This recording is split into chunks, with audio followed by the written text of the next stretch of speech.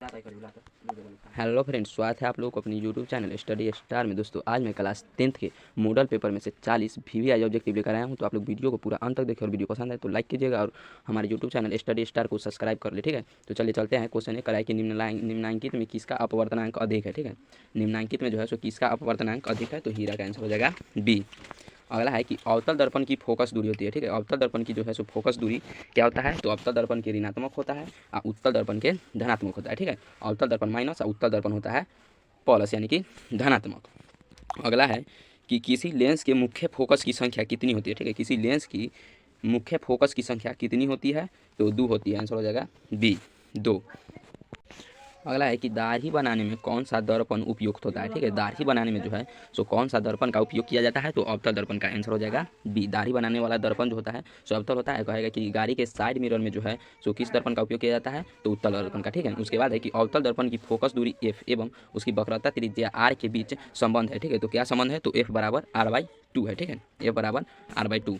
उसके बाद है कि निम्नलिखित में से किस लेंस को जो है सो अभिसारी लेंस कहते हैं। ठीक है, निम्नलिखित में से किस लेंस को अभिसारी लेंस कहते हैं, तो उत्तल लेंस को अभिसारी लेंस कहते हैं और अवतल लेंस को अपसारी लेंस कहते हैं। ठीक है, अगला है कि दृश्य प्रकाश में किस बन का तरंगदैर्घ्य न्यूनतम होता है। ठीक है, दृश्य प्रकाश में किसका जो है सो तरंगदैर्घ्य न्यूनतम होता है, तो बैगनी का आंसर हो जाएगा बी।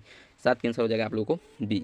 उसके बाद है कि तारों का टिमटिमाना प्रकाश की किस घटना को दर्शाता है। ठीक है, तारों का टिमटिमाना जो है सो प्रकाश के किस घटना को दर्शाता है, तो प्रकाश के अपवर्तन को। ठीक है, प्रकाश के अपवर्तन को दर्शाता है। आंसर हो जाएगा डी। उसके बाद है कि निम्नलिखित में किसके प्रकाश की चाल सबसे अधिक होती है। ठीक है, निम्नलिखित में जो है सो किसमें प्रकाश की चाल सबसे अधिक होती है, तो निर्वात में। ठीक है, निर्वात में 3 लाख किलोमीटर प्रति सेकंड होता है, यानी कि 3 × 10⁸ ठीक है।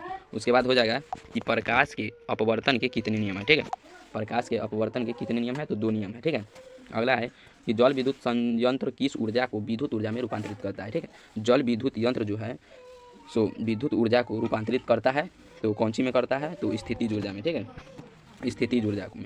ठीक है, 11 का आंसर हो जाएगा आप लोगों को सी। उसके बाद है कि जलता हुआ मोमबत्ती बदलता है, जलता हुआ मोमबत्ती जो है सो बदलता है, तो क्या बदलता है, जलता हुआ मोमबत्ती बदलता है तो रासायनिक ऊर्जा को प्रकाश ऊर्जा में। ठीक है, रासायनिक ऊर्जा को प्रकाश ऊर्जा में बदलता है। अगला है कि एक विद्युत सेल में धारा प्राप्त करने पर। ठीक है, एक विद्युत सेल में धारा प्राप्त करने पर इसके सिरों के बीच विभवांतर का मान विद्युत वाहक बल की तुलना में हो जाता है। ठीक है, तो तुलना में हो जाता है। ठीक है, तो तुलना में क्या होता है, तो कम होता है। आंसर हो जाएगा बी। अगला है कि प्रतिरोध का मान बढ़ने के लिए प्रतिरोधकों को जोड़ा जाना चाहिए। ठीक है, प्रतिरोध का मान बढ़ाने के लिए प्रतिरोधकों को जो है सो जोड़ा जाना चाहिए, तो श्रेणी क्रम में। ठीक है, आंसर हो जाएगा बी। 14 का आंसर हो जाएगा बी।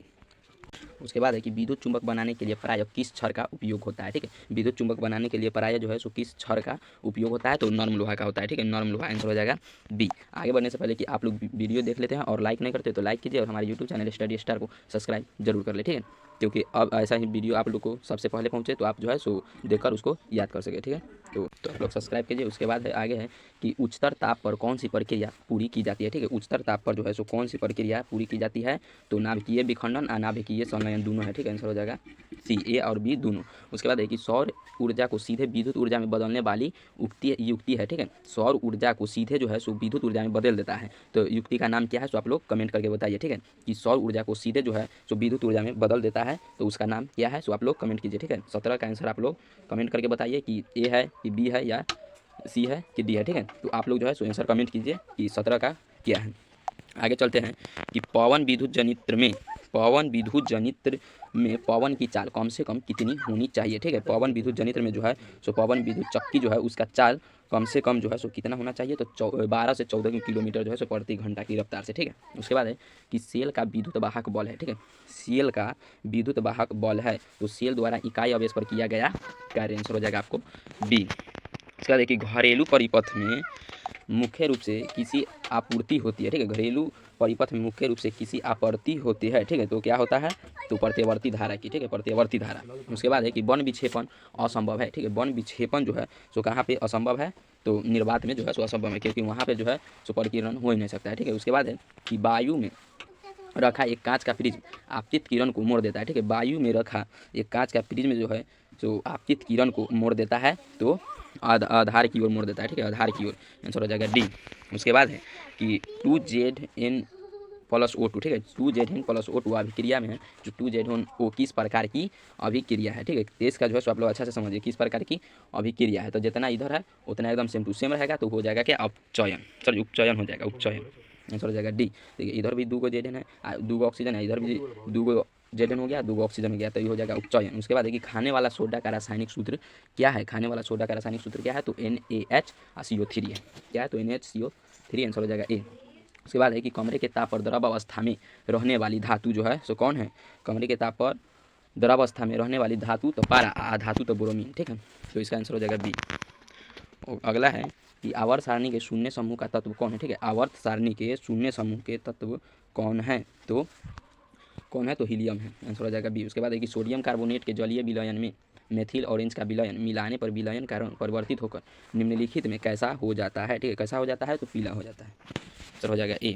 अगला है कि ग्लोबल वार्मिंग के लिए उत्तरदायी जो है सो गैस निम्नलिखित में कौन है, ठीक है, ग्लोबल वार्मिंग के लिए जो है सो उत्तरदायी गैस कौन है, तो CO2 यानी कि कार्बन डाइऑक्साइड। उसके बाद है कि गंधक की परमाणु संख्या क्या है, गंधक की जो है सो परमाणु संख्या क्या है, तो 16, गंधक की परमाणु संख्या क्या है, तो 16, ठीक है, 29 का आप लोगों को आंसर हो जाएगा डी। उसके बाद है कि अम्ल का जलीय विलयन विद्युत का संचालन करता है, क्योंकि अम्ल का जो है सो जलीय विलयन विद्युत का संचालन करता है, क्योंकि अम्ल में, ठीक है, क्योंकि अम्ल में जो है सो क्या होता है, तो अविलय होता है, अम्ल जो है सो अविलय होता है।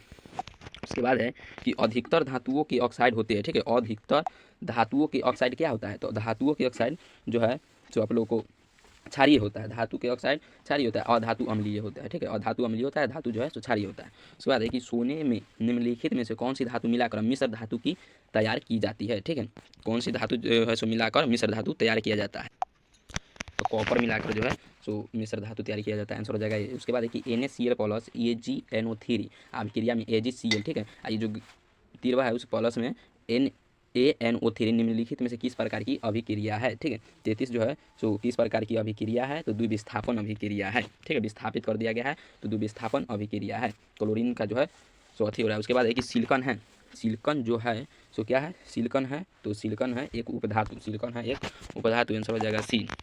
उसके बाद है कि वे तत्व जिनके बाहरी सेल पूर्ण भरे होते हैं कहलाते हैं, देखिए वे सेल जिनके जो है सो बाहरी सेल पूरा भरा होता है वो कहलाते हैं, तो उत्कृष्ट गैस कहलाते हैं, उत्कृष्ट गैस। उसके बाद है कि खगड़िया का रासायनिक सूत्र है, खगड़िया का जो है सो रासायनिक सूत्र है, तो CaCO3, आंसर हो जाएगा डी।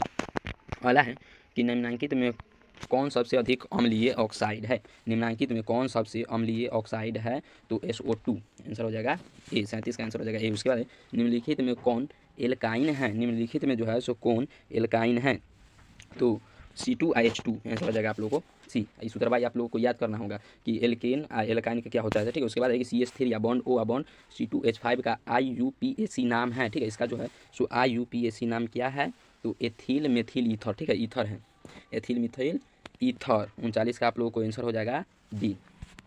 अगला है और लास्ट है, ठीक है, अगला और लास्ट जो है सो निम्न में कौन यौगिक ईंधन के रूप में इस्तेमाल किया जाता है, निम्न में कौन यौगिक जो है सो ईंधन के रूप में इस्तेमाल किया जाता है, ठीक है, तो 40 का आंसर हो जाएगा आप लोगों को सी, एथेनॉल, ठीक है। तो आज के लिए इतना ही, उम्मीद करता हूँ कि आप लोगों को वीडियो पसंद आया होगा, वीडियो पसंद तो लाइक कीजिए और अपने दोस्तों को शेयर करें, और हमारे यूट्यूब चैनल स्टडी स्टार को सब्सक्राइब करना न मिले तो चलिए चलते हैं। जय हिंद, जय भारत, मिलते हैं अगले वीडियो में।